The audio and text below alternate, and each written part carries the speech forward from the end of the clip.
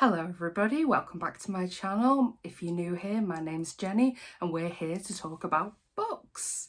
More specifically, all of the books that I read in January 2023, and there was, for me, quite a few. There are 12 books here that I read in January, so let's rapid fire through these.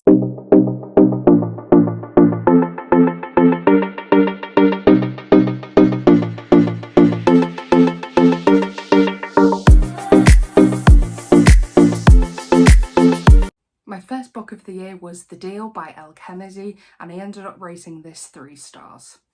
The Deal follows Hannah Wells and Garrett Graham, who are in college together. There's one particular course that he needs to pass in order to play hockey, and he enlists the help of Hannah, who is obviously the class smart person, to help him get his grades up. And in return, he is going to help her make the guy that she likes jealous. But of course, we all know what's going to happen is these jealousy moments are going to turn into a romance between Garrett and Hannah. That is exactly what happens. There was nothing inherently wrong with this book. It just felt to me a little bit cringe. Specifically, there are quite a few lines throughout the book, which I have actually underlined, that just gave me such secondhand embarrassment. There's a few lines here that I want to read out, just so you can get what I'm talking about. They're sitting on the same side of the booth. Whoa, they must be getting serious again, because only couples who are madly in love do that. I can't let food go to waste. I have 4 slices. I have to concede, yeah, that actually makes you a total pig compared to the girls I know. The most they ever eat is half a starter salad. Really? Are we not done with that? The only thing that worries me is, well, she's too soft, and then literally 3 lines later, but she's as strong as she is sweet. If she's strong, then how is she soft? Just as we reach the door, she stumbles on absolutely nothing, and the books in her hand clatter to the floor. Shit, I'm such a klutz. That is such a fanfiction-esque line. Like, every fanfiction I read, like back in 2008, had that line in it. Like, that's how predictable it is. The thing that I actually really loved about this book was that both of the characters had like their own stuff going on, and they were able to come together, and they actually brought out the best in each other rather than the worst that you kind of see in quite a few romance books. If you can get past all that sort of cringy lines in this book, it actually is a really cutesy romance, and I do recommend that you give it a try. Book number 2 I read in January was Hooked by McIntyre, and I rated it 2 stars. I had such high hopes for this book. I really did, because everybody was raving about it on Book Talk, and I'd seen so many posts saying like it was really spicy and it was really engaging and the romance there is great, so I decided to give it a try. For the first half of the book, I was right there with you. I was like, yeah, I'm loving this. I mean, despite the fact that the romance was going 500% faster than it would ever be realistic, I was enjoying it, and it prompted me to buy book 2 and 3 in the series. And then halfway through, things just got progressively worse and worse, in my opinion. So about halfway through this book, there's a moment where James believes that Wendy has betrayed him, and his reaction to that is absolutely ballistic. Like, he doesn't even hear her out, he just goes off on one. And obviously, as the reader, we know that it's not true. But you do have this moment where you're slightly questioning it. You're like, is he right? But he isn't. And afterwards, there's just like no consequences for the way he reacts. Suddenly they're just fine after that, when he realises that she didn't betray him and that she has nothing to do with her father and any of the dealings that he has. And honestly, it just felt a bit ridiculous from that point onwards. And don't even get me started on Wendy's internal monologue, because she goes through this whole thing where she keeps saying to herself, oh, I'm not going to forgive him yet. And then every single action that she does after saying that is basically her forgiving him. Like, she doesn't even let him know that she's pissed off. And she's just, it's like she's over it, but in her mind she's like, oh no, I'm still angry at him. And you're sitting there reading it going, well, are you? Are you, hon? Are you really?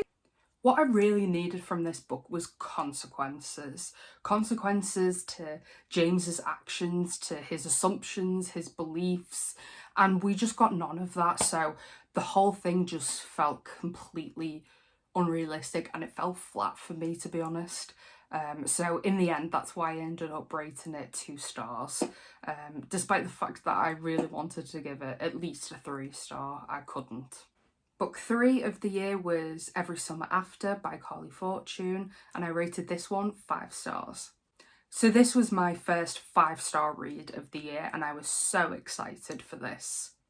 Everyone had been hyping this book up and talking about it, so as soon as I ordered it, it had to be moved straight up my TBR because I needed to know what everyone was talking about. The book follows Percy, who as an adult gets a call to say that her childhood best friend's mother died, who she was really close to. So she makes the decision to travel to go to the funeral and see her childhood best friend who had turned into like her teenage crush and lover. But there's some stuff that's gone on. So we know they used to be together, we know things had happened, but since there's been a span of 12 years where from 18 to 30, I think it is, where they haven't spoken, and there was this big blow up, and we don't know what it is until right at the end of the novel. So of course there's tension when they meet up again after 12 years. There's lots of flashback scenes to see what they were like when they first met as kids, how they grew up together every summer, and it's such a really cute romance. All the way through this book I was so rooting for them, and I so wanted to know what the reason was of why they stopped speaking for so many years. What could possibly break people apart who were like best friends? I had an idea, and I was right when we got to the end, and I was proud of myself because I never see these things coming, and I did get it. Overall, it's just a really great romance read, and I love the juxtaposition between them as adults, them as kids, and just the whole dynamic between them. I really highly recommend this one. Book 4 of January is 7 Days in June by Tia Williams, and I rated this one 4 stars. The book follows a single mother called Eva, who is an award-winning romance novelist, and she goes to a literary event to speak where she ends up bumping into her childhood crush, Shane. Back in high school, both Shane and Eva had spent like a week together in total, where they'd gone through so much. And this again is another novel where it flashes back to when they first met when they were kids, and flashes forward to the present and how they deal with everything that happened, and how they haven't seen each other in so many years. There was so much more to this one though. This was quite a bit of a heavier book than Every Summer After. There's quite a few trigger warnings in here, which I really would look up before you decide to attempt this. Overall, I loved this novel. I love the story, I love the arc, I love seeing the past and the present, and how they really had to overcome their own struggles to eventually like be together at the end. The only thing that kept me from rating this 5 stars was the fact that there's moments in here which are part of the trigger warnings where there are moments of self-harm, and not just harm like to each other. They carve initials into each other's skin, and it's portrayed like this romantic moment. So when they see each other all these years later and they still have this like symbol etched into their skin, and it's seen as this romantic thing when it's not. Like, there is nothing romantic about that. It just completely threw me off the story, and I just really wish that element hadn't been in there, because if it hadn't been, I would have rated this 5 stars. Despite that, I would recommend picking this up because it was a great read. It's just you do have to be careful with a couple of the themes in here. Books 5 to 8 is the Heartstopper series by Alice Oseman, and I rated all 4 of these books 5 stars. I mean, what can I say? This is just such a classic. If you haven't heard of this series, then where have you been living? Because it has been everywhere. It's even a Netflix series, so you absolutely need to pick this up straight away. So it is a graphic novel, so it's really quick and easy to get through. All 4 books are super fast. I read them all in 2 days. It follows Charlie, who is this guy, and Nick, who is this guy, navigating a new year of high school. So they both end up in the same form, even though Nick is a year ahead of Charlie, but they end up in the same form and sitting together, and basically they just end up bonding, really getting on, and Nick convinces Charlie to join the rugby team because he's a really fast runner. He doesn't really have any other rugby skill other than that, but Nick takes it upon himself to train Charlie in rugby, and they just spend a lot of time together. It's unbelievably cute. All 4 books, there are quite some heavier themes as we start to go through the books. There's themes of like eating disorders, but overall it's so unbelievably fabulous. I will never not recommend these books. You have to pick them up. I think there's a volume 5 coming out this year, if I'm correct as well, which will be the final of book in the series. So yeah, read the graphic novels. It will not take you that long, and then go watch the Netflix series because that too is fantastic. Number 9 is November 9 by Colleen Hoover, and I rated it 4 stars. The book follows Fallon and Ben. Ben is an aspiring novelist, and Fallon has 2 years prior to when the book starts had been in a fire and suffered really severe, I think it's third or 4th degree burns. I didn't know there was a 4th degree burn, but I think that's what it was. The two of them meet when in a coffee shop when Fallon is talking to her dad, and her dad is talking about her acting career and how he basically doesn't think that she's going to make it because of how she looks. Ben is sitting in the booth behind. He overhears everything, and he's just completely and utterly furious, and basically inserts himself into their conversation, pretends to be Fallon's boyfriend, and just completely sticks up for her to her father. And therein lies this story that they both go on. So they spend the entire day together, and they decide that every year they're going to meet up on November 9th to catch up on what they've done in the previous year, because Fallon was moving the next day to New York. I thought I was going to really struggle with this one because I didn't know how they were going to like keep the spark alive, and across the year how they were going to make it seem like this really cutesy romance when these characters are only spending like a matter of hours with each other in a year. But she did. Colleen Hoover had me hooked, and I loved it going through all. Again, there are some really heavy themes in here, so don't go into this thinking it is a light-hearted romance, because it's not. There are some heavy themes in here, and I know that's a sore point for a lot of readers and why they don't like Colleen Hoover books, but I think as long as maybe you know sort of ahead of time, if you've watched videos of people talking about these books, as long as you know that and you're prepared going in, I think you'll really enjoy this book. There's so much more to the story as well. There's such a big plot twist that I did not see coming.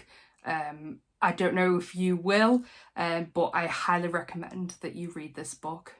Book number 10 is Kindred by Octavia E. Butler, and I rated it 5 stars. I saw this book recommended a few times on BookTok, which is why I decided to add it to my TBR and move it quite high up the list. But I seriously cannot express how this is not talked about enough. This is fantastic, especially for a book that was published in the late 70s. I cannot even tell you how this still feels so relevant today. And honestly, you just have to pick up this book. I'm telling you, you have to. So the novel is set in 1976 and it follows a black woman called Dana who is married to a white man called Kevin. But the crux of the novel is, what I didn't realise before going in is it's actually a sci-fi novel. So one day, Dana ends up experiencing like being transported from 1976 to 1815, I think, yes, 1815, where she ends up meeting a little boy who is drowning in the river. So immediately she ends up running over, saving him, pulling him out. She doesn't know where she is, she doesn't know she's in a different time, but she performs CPR on him and he wakes up and he is saved. His parents come running over and she doesn't realise why they're like really reluctant to let her help their son and why she is on their land. And she ends up going back to her own time before she can really get any answers.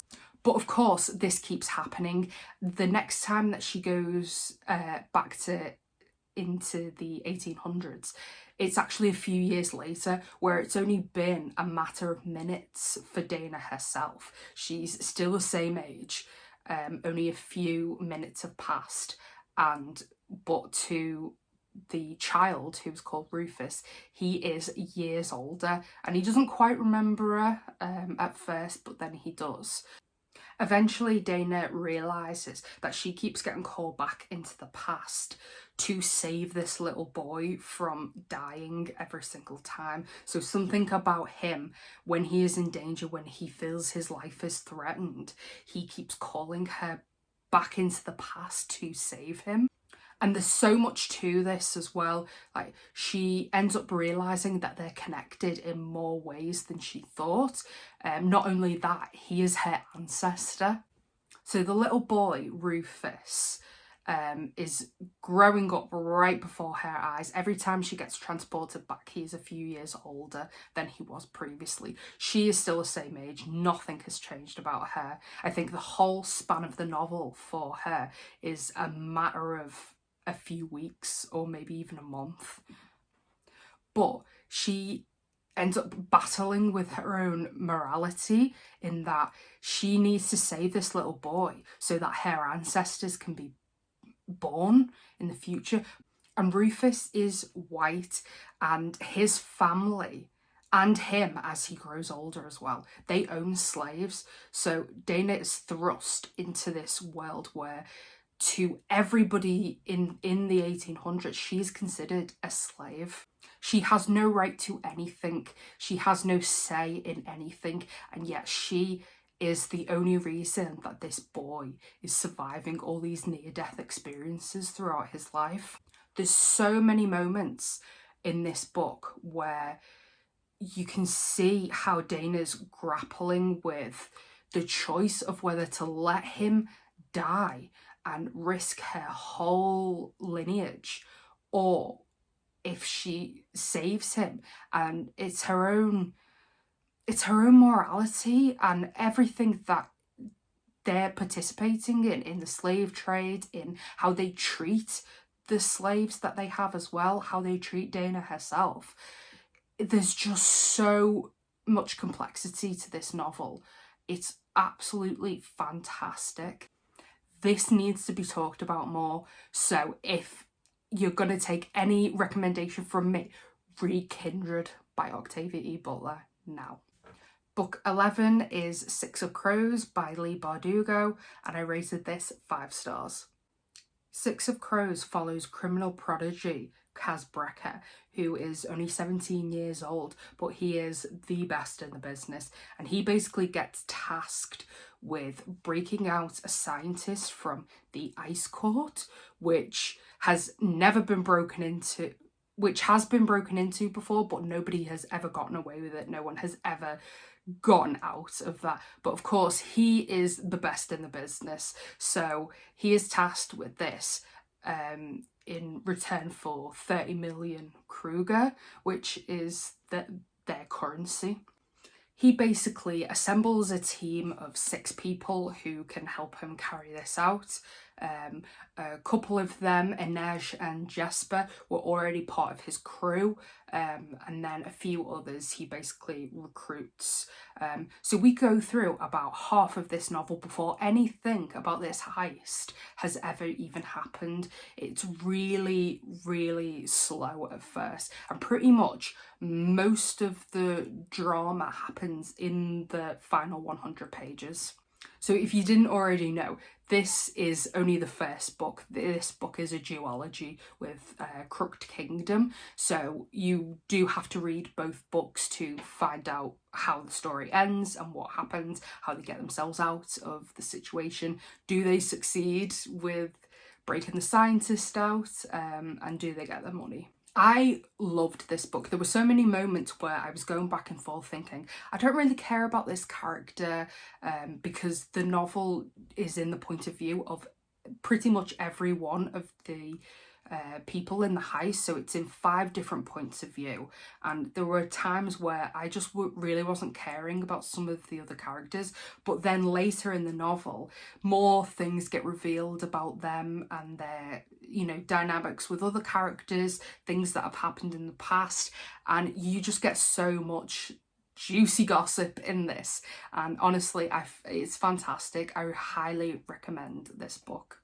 If it wasn't clear before, this is a fantasy novel, but there is splashes of romance in there, between Kaz and Inej, Nina and Matthias, and Jesper and Wylan.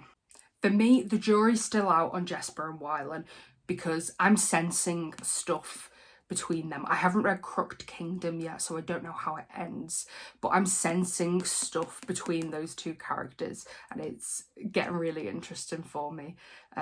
So I don't actually know if they end up together, if they're a thing, but there's definitely quite a few hints in this book at some queer romance. And book 12 that I read is actually a short story called The Visit. This short story basically subverts the traditional roles of men and women, and it makes men seem like the inferior race to women. I absolutely love this short story. I rated it 4 stars because it was so thought-provoking. When you hear that said about man, it just shows even more the ridiculousness of it, and it was a fantastic read. It's only 20 pages long. It's really not that long at all. You can get through it in one sitting, but I highly recommend checking it out. It is actually featured as an Amazon Prime original story, so if you have Amazon Prime you can pretty much get it for free. But yes, absolutely check that one out, The Visit. And that was my January wrap up. Thank you so much for watching this video. I hope you liked it. Please comment down below if you've read any of these books, what your thoughts are about them. Like the video. I'm going to have a lot more content coming soon, so stay tuned. Make sure you subscribe, hit the notification bell to find out when I'm posting more. Bye!